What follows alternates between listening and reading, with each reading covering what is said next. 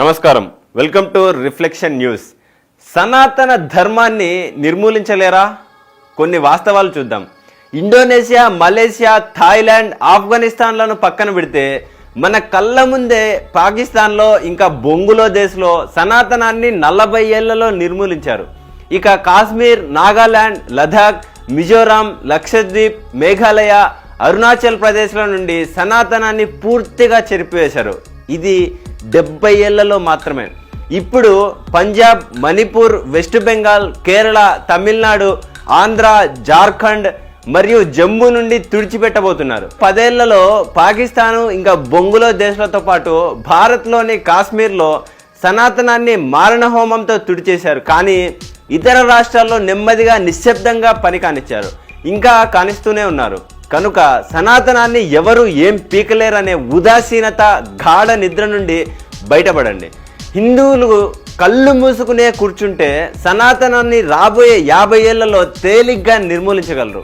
ఎందుకంటే సనాతన నిర్మూలనకు దేశ విదేశాల్లో కోట్ల కొద్ది వ్యక్తులు, లక్షల సంఖ్యలో సంస్థలు, వేలాది ఎన్జిఓలు, వందలాది రాజకీయ పార్టీలు అవిశ్రాంతంగా కృషి చేస్తున్నాయి. సనాతనాన్ని నిలబెట్టడానికి ఎంతమంది, ఎన్ని సంస్థలు పనిచేస్తున్నాయి ఆలోచించండి.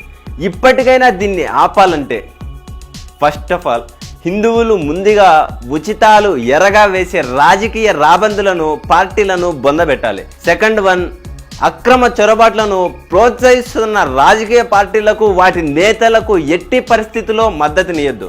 ఇంకా థర్డ్ వన్, మత మార్పిళ్లకు, మార్పిడి ముఠాలకు, లవ్ జిహాదీలకు చుక్కలు చూపించాలి. ఫోర్త్ వన్, కులాన్ని ఇంటికి పరిమితం చేసి వీధిలోకి వస్తే హిందువుగా నిలబడాలి.